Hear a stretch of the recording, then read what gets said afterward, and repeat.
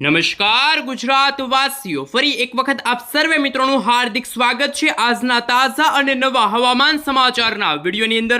આગામી 3 કલાક માટે ગુજરાતવાસીઓ થઈ જાજો તૈયાર। ગુજરાતમાં શરૂ થયેલા વરસાદને લઈને હાલ વાવાઝોડાની મોટી અપડેટ મિત્રો સામે આવી રહી છે। મોડેલોની અંદર મિત્રો આવનારા દિવસોની અંદર અરબ સાગર અને બંગાળની ખાડીમાં મોટી હલચલોના એધાણો જોવા મળી રહ્યા છે। જી હા દર્શક મિત્રો, આજના આ વિડીયોની અંદર હાલ તાજા હવામાન સમાચાર જાણીશું, જેમાં આજે ગુજરાતના જેમાં પણ સૌરાષ્ટ્રના દરિયાઈ કાંઠે, મધ્ય ગુજરાત સહિત કેટલાક વિસ્તારોની અંદર વાતાવરણમાં મોટા પલટાવ અને અમુક વિસ્તારોમાં તો મિત્રો ગાજવીજ સાથે વાવાઝોડાની જેમ તોફાની પવનો પણ ફૂંકાણા, આંધી તૂફાન અને હજુ પણ મિત્રો ગુજરાતમાં આગામી 3 દિવસ સુધી ભારેથી ભારે વરસાદની આગાહી વ્યક્ત કરવામાં આવી છે।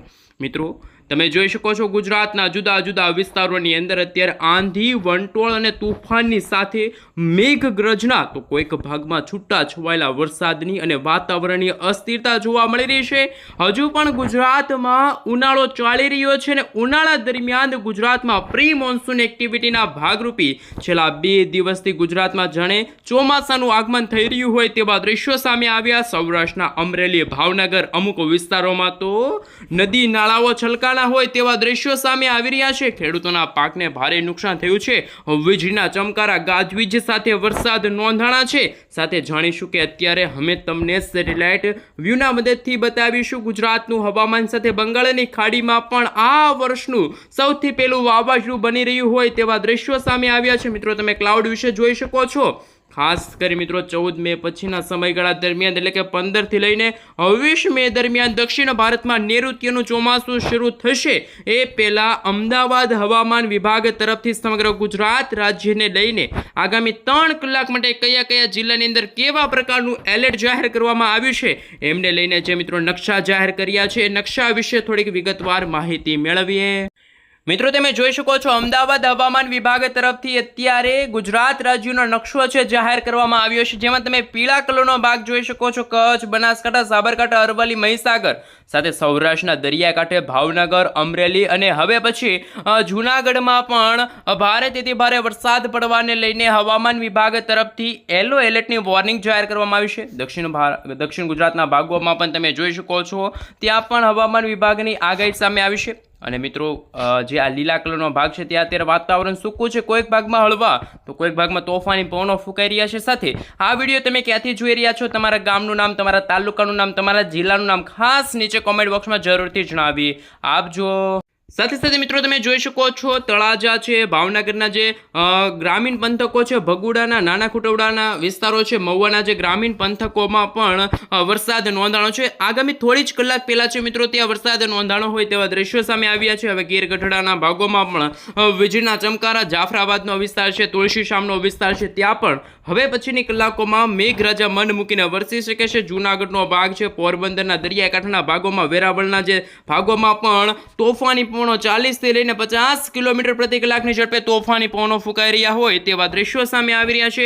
અને આવનારી 3 કલાકને લઈને મિત્રો જાણીશું ગુજરાતના કયા કયા જિલ્લાની અંદર વરસાદના પ્રમાણ જોવા મળી રહ્યા છે। અત્યારે ઉત્તર ભારતના ભાગોમાં પણ તમે જોઈ શકો છો વેસ્ટર્ન ડિસ્ટર્બન્સ સક્રિય થઈ છે અને હવે પછી આવનારા દિવસોમાં ગુજરાતવાસીઓ થઈ જાજો તૈયાર। ચોમાસાના આગમન પહેલા અત્યારે તમે લાઈવ જોઈ શકો છો, અમે તમને સેટેલાઇટ વ્યૂના મદદથી બતાવી રહ્યા છીએ ગુજરાતનું હવામાન। સાથે તમે જોઈ શકો છો મિત્રો હવે પછીના દિવસોની અંદર ગુજરાત તરફ વાવાઝોડું છે ફૂંકાતું જોવા મળવાનું છે। મિત્રો લાંબા ગાળાની આગાહી સામે આવી છે। 15 તારીખ લગીનો તમે નકશો જોઈ શકો છો। 11 તારીખ આસપાસ પણ ગુજરાતના વાતાવરણમાં હળવા કમોસમી વરસાદ અને માવઠાનું સંકર જોવા મળશે અને તમે લાઈવ પણ જોઈ શકો છો જેમ જેમ ગુજરાતમાં સમયગાળો પસાર થઈ રહ્યો છે તે રીતે મિત્રો દક્ષિણ ભારતના ભાગોમાં પણ મિની વાવાઝોડું, બંગાળની ખાડીમાં પણ વાવાઝોડા વડે વરસાદી સિસ્ટમ સક્રિય બનતી હોય તેવા દ્રશ્યો સામે આવશે। અને આજના આ વિડીયોને તમે અંત સુધી જોવાનું રાખજો।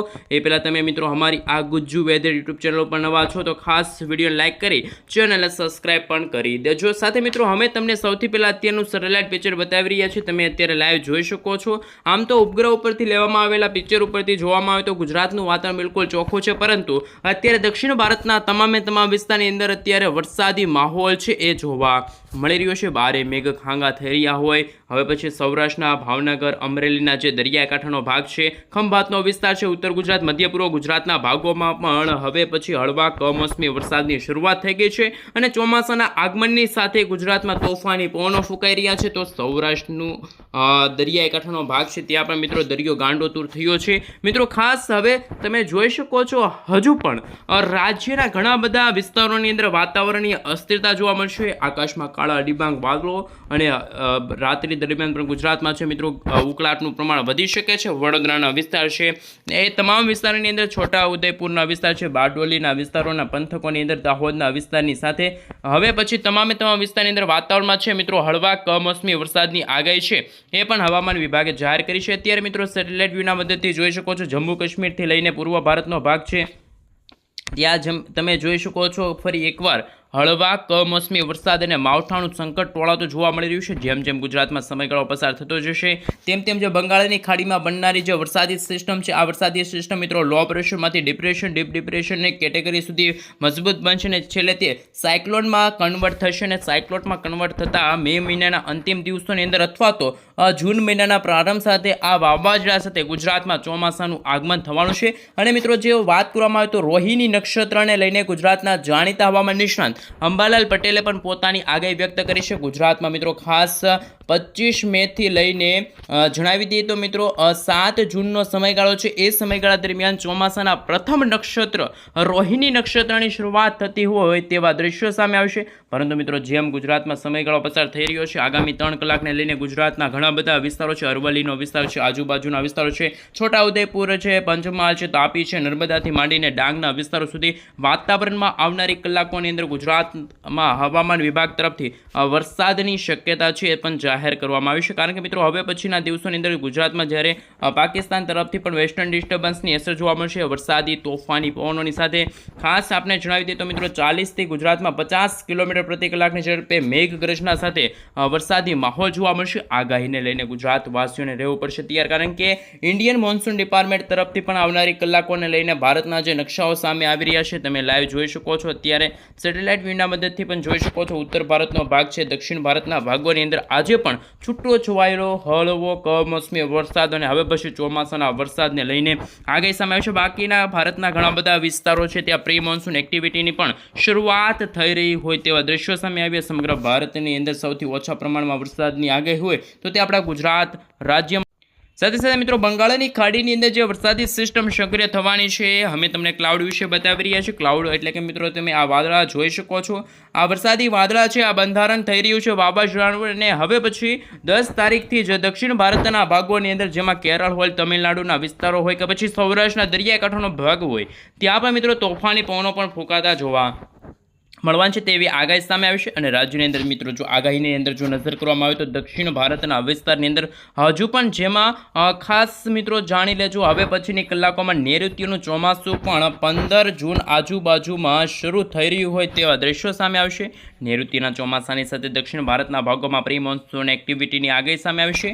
આઈએમડી તરફથી એટલે કે હવામાન વિભાગ તરફથી પણ મિત્રો આગાહી સામે આવી છે। ચોમાસા પહેલાં ખાસ મિત્રો આવનારા દિવસો સુધી ગુજરાતવાસીઓને ગરમી અને ઉકળાટનું પ્રમાણ પણ સહન કરવું પડશે, એટલે કે ગુજરાતમાં હજુ પણ ગરમી અને ઉકળાટનું પ્રમાણ વધી શકે છે। સાથે જાણીશું હવે પછી ચોમાસાના નવા રાઉન્ડને લઈને શું આગાહી વ્યક્ત કરવામાં આવી છે, આવનારા 24 કલાકની અંદર ગુજરાતના કયા કયા જિલ્લાની અંદર વરસાદને લઈને આગાહી કરવામાં આવશે એ પણ જાણીશું। સાથે સેટેલાઇટ વ્યૂના મદદથી તમે જોઈ શકો છો હજુ પણ આવનારી કલાકોમાં ખાસ કે મધ્ય પૂર્વ ભારતના ભાગોથી એક વરસાદી સિસ્ટમ છે આગળ આવશે, જેના કારણે આજે રાત્રિ દરમિયાન ગુજરાતના દક્ષિણ ગુજરાત, સુરત, તાપી, નવસારી, દમણ, દાદરાનગર હવેલીના ભાગોની અંદર હળવા કમોસમી વરસાદ, માંડવી આજુબાજુના વિસ્તારોમાં પણ વરસાદની શક્યતા છે એ જાહેર કરવામાં આવી છે। મધ્ય પૂર્વ ગુજરાતના ભાગોમાં જે ગ્રામીણ પંથકોમાં પણ છૂટો છવાયેલો હળવો કમોસમી વરસાદ અને માવઠારૂપી ગાજવીજ સાથે વરસાદની સંભાવના છે એ જાહેર કરવામાં આવી છે। સૌરાષ્ટ્રમાં હજુ પણ મિત્રો આવનારી કલાકોમાં ગીર સોમનાથનો વિસ્તાર છે, સાથે સાથે અરબી સમુદ્રના જે વરસાદી સંભાવના સામે આવી રહી છે મિત્રો, જાણી લેજો કે જૂનાગઢના અમુક વિસ્તારોની અંદર,